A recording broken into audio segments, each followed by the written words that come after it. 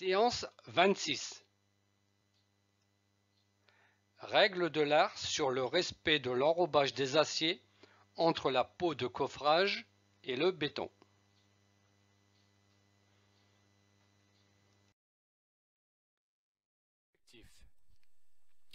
Et que vous puissiez estimer les risques pour éviter que le béton éclate, de choisir les bonnes cales d'enrobage et de les placer correctement, selon le DTU 23.1.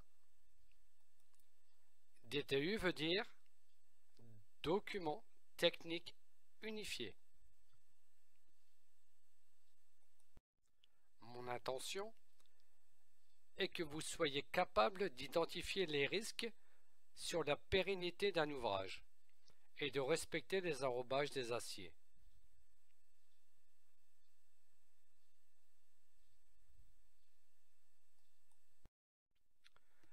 L'objectif opérationnel passera par un contrôle de vos connaissances par QCM.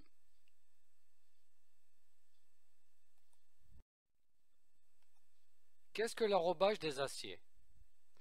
L'enrobage des armatures représente la distance entre la surface du béton et l'armature la plus proche de l'extérieur ou de la peau de coffrage.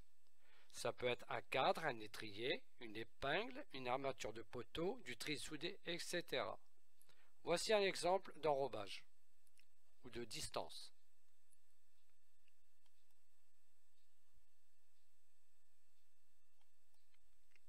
À quoi servent les enrobages des aciers? L'enrobage des armatures et les caractéristiques du béton d'enrobage sont les paramètres fondamentaux, permettant de maîtriser la pérennité des ouvrages au phénomène de corrosion et donc leur durée d'utilisation. Il doit être suffisant pour garantir la bonne protection de l'acier contre la corrosion, la bonne transmission des efforts d'adhérence, une résistance au feu convenable. Conclusion. Ainsi, il est possible de placer les armatures hors d'atteinte des agents agressifs, en les protégeant par une épaisseur suffisante d'un béton compact pour assurer la pérennité de l'ouvrage.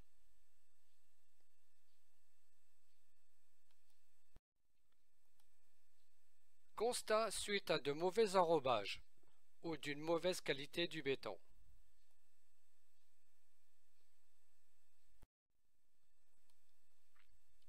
Voici le processus d'apparition de fissuration et d'éclatement du béton en façade. Tout d'abord, de fines fissures apparaissent en surface. Les causes, ça peut être trop d'eau dans le béton, un décoffrage trop rapide et le non-respect des enrobages des aciers, etc.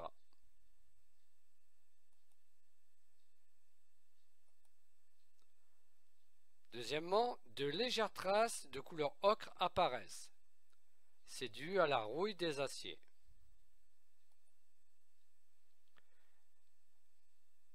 Ensuite, les fissures deviennent de plus en plus larges. Les suintements de rouille sont devenus importants.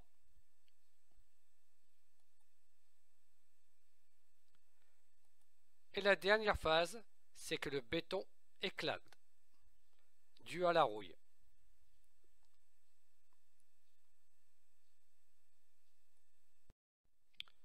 Voici encore des exemples où la pérennité de l'ouvrage est en danger.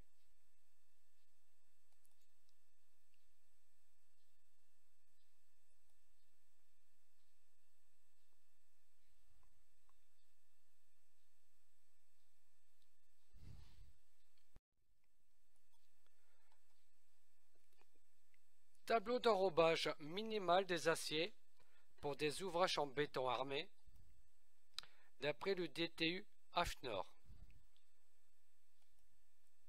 Rappel, DTU veut dire Document technique unifié.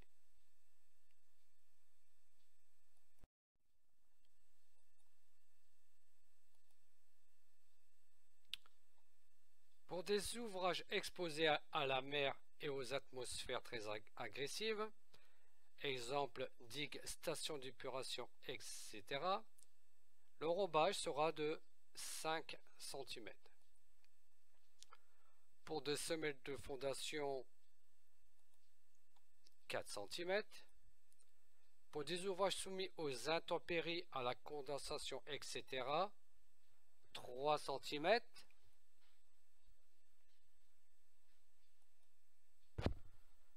Ouvrage courant en élévation, ouvrage extérieur, bâtiment, poutres, chaînage, etc. 2,5 cm. Pour des ouvrages dans des locaux couverts clos, non exposés à la condensation, des ouvrages intérieurs, etc. 1 cm. Remarque. L'enrobage minimal est égal au moins au diamètre maximal du granulat utilisé et à celui du plus gros diamètre d'acier à enrober.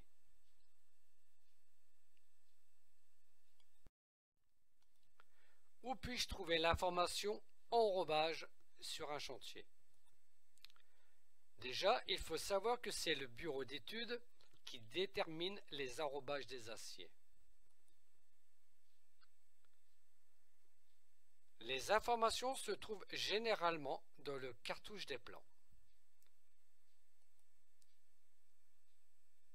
Je vais chercher les caractéristiques des matériaux utilisés et dedans nous allons trouver les enrobages. Donc là, 3 cm.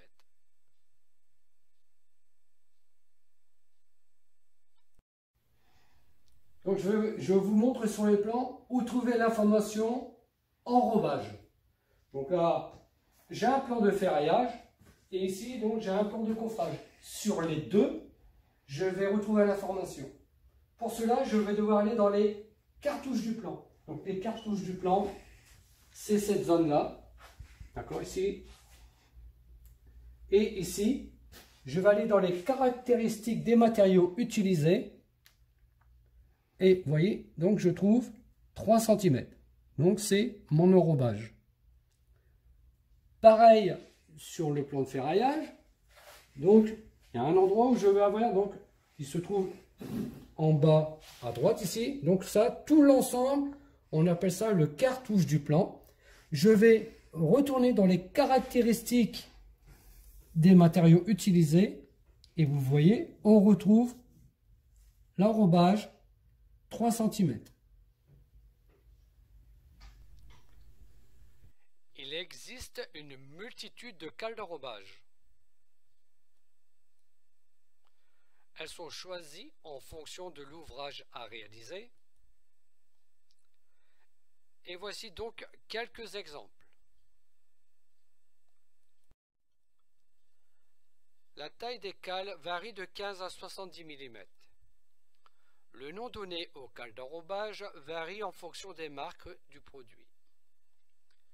D'une entreprise à l'autre, le terme peut être différent. Dans tous les cas, le terme principal sera cale enrobage. Il en existe une multitude. Voici quelques exemples. Nous avons la cale en plastique. Elle est souvent utilisée pour les voiles banchées, sur les trilles soudées, etc. Par contre, elle ne supporte pas le poids des aciers. Ensuite, nous avons la cale en plastique pour les voiles banchées, à mettre en dessous des linteaux, des poutres, etc. Elle supporte les aciers moyennement lourds.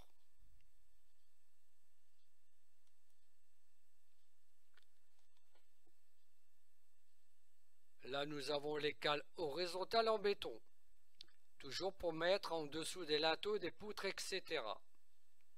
Elles supportent les aciers lourds.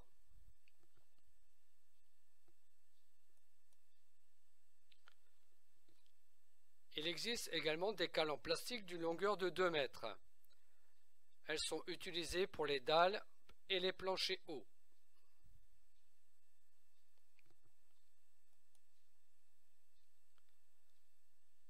Du même genre, nous avons les cales béton trapèze. Elles sont également utilisées pour les dalles et les planchers hauts. Donc là, nous allons voir les cales d'enrobage. Donc les cales d'enrobage, il en existe une multitude. Une multitude. Donc il y a ce type-là. On a ce type-là. Celle-ci correspond, elle est identique à celle-ci, sauf que la dimension n'est pas pareille. Alors le terme technique, moi je vais dire que ce sont tous des cales d'enrobage.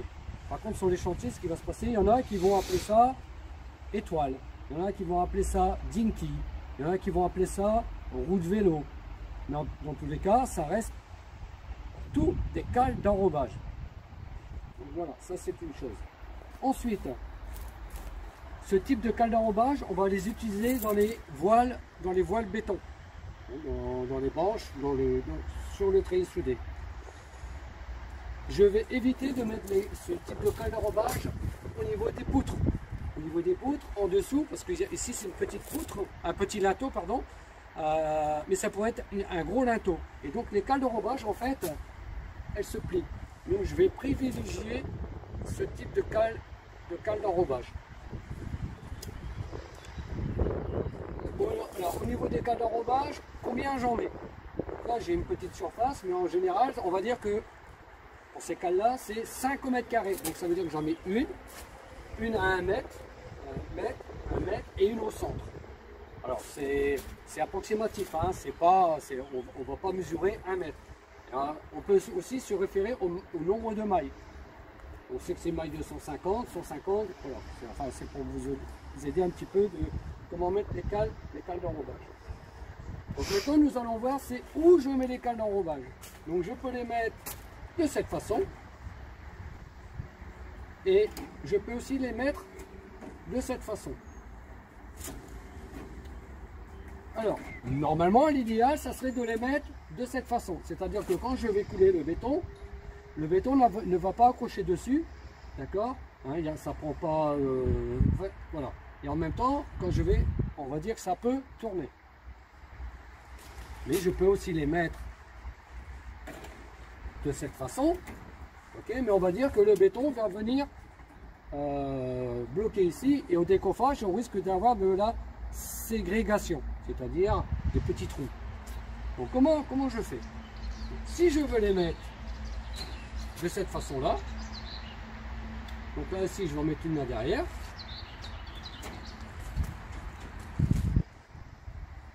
Par rapport à l'acier le plus près de la peau, je dois mesurer en appuyant, ok, en appuyant je dois avoir 3 cm. Donc là ici dans ce cas-là, ça va, je peux les placer comme ça. Par contre, j'imagine que ça c'est un acier plus gros. On va imaginer, donc si je le mets là-bas derrière, donc j'aurai pas mes 3 cm d'enrobage, donc je ne peux pas mettre la cale d'enrobage comme ça. Donc à ce moment-là, j'ai deux possibilités. En fonction de la grosseur des aciers, je vais choisir, pour le mettre comme ça, une cale d'enrobage plus grande. Si j'en ai pas, eh ben, je serai obligé de mettre la cale d'enrobage de cette façon. Ok, en faisant attention quand vous allez couler béton et quand vous allez vibrer, de faire plus attention. Ici, je vais vous montrer comment placer des cales d'enrobage sur une ferraille de linteau ou éventuellement une ferraille de poutre. Donc ici, c'est un linteau. La première chose, quand je vais prendre ma ferraille, il va falloir que je regarde dans quel sens je pose ma ferraille. Est-ce que je la pose de cette façon-là ou est-ce que je la pose de cette façon-là? Alors, c'est simple. En fait, ici en bas, j'ai un acier. Ici, je vois que j'en ai deux. Donc, je sais que c'est les plus gros aciers où il y en a le plus. Voilà. Je la place dans le sens là. Donc, ça, on imagine que ça, c'est la peau de coffrage. On peut aussi... une autre façon, c'est l'acier en haut il est toujours plus fin que l'acier du bas. C'est une autre façon de trouver de comment placer le linteau. Donc maintenant je vais placer des cales d'enrobage. Donc je vais choisir donc ce modèle là. Je ne prends pas cela parce qu'en fait avec le poids de la ferraille il se plie. Donc je vais prendre soit des cales comme ça, oui des cales comme ça, ou il y en a aussi, on a vu dans le document, des cales en béton. Maintenant où je les place? Donc ceux-ci je vais les placer donc en dessous. Maintenant je me pose la question, est-ce que je le pose sur le cadre ou est-ce que je le pose sur la grosse barre? Le problème c'est si je le pose ici.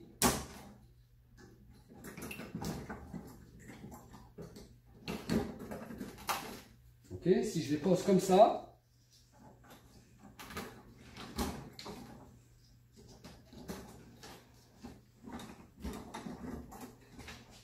quand je vais donc poser ma ferraille, la distance entre la ferraille, donc celle qui est la plus près, ça c'est la peau de coffrage, hein, donc ça c'est la peau de coffrage. La distance entre l'acier et la peau de coffrage, il faut que j'ai, on a vu sur le plan, 3 cm. Là, si je les place comme ça, je n'aurai pas 3 cm. Donc je dois toujours placer les cales d'enrobage sur l'acier le plus près de la peau. Donc je vais les placer. Et j'en pose 2, parce qu'une seule, la ferraille va pivoter.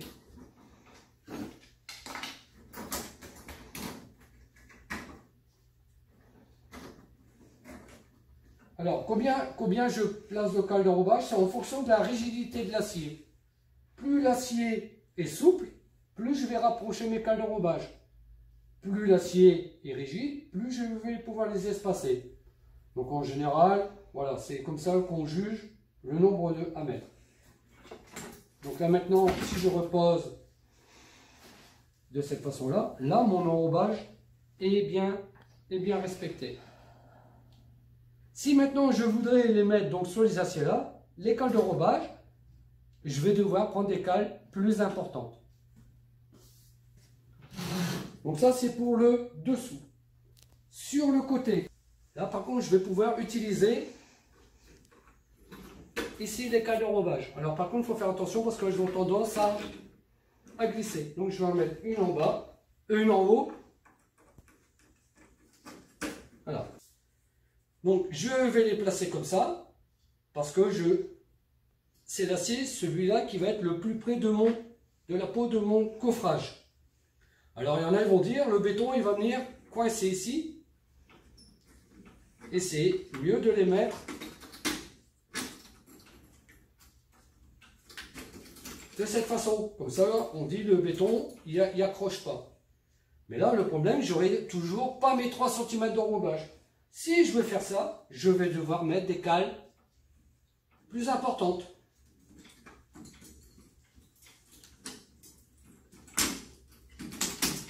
Voilà, et là, je n'aurai pas de problème. Donc, dans tous les cas, si je n'ai pas de grosse cale d'enrobage, je suis obligé de mettre mes cales de cette façon. Bien sûr, je peux aussi utiliser celle-ci. D'accord? Donc je vous rappelle que juste une chose, celle-ci, il ne faut pas en mettre en dessous, parce qu'elles vont se plier. Donc voilà un petit peu comment comprendre, où mettre et comment placer des cales d'enrobage. Fin de la séance 25. La prochaine séance, 26, concernera la mise en place des tiges filetées et des entretoises, appelées également cônes.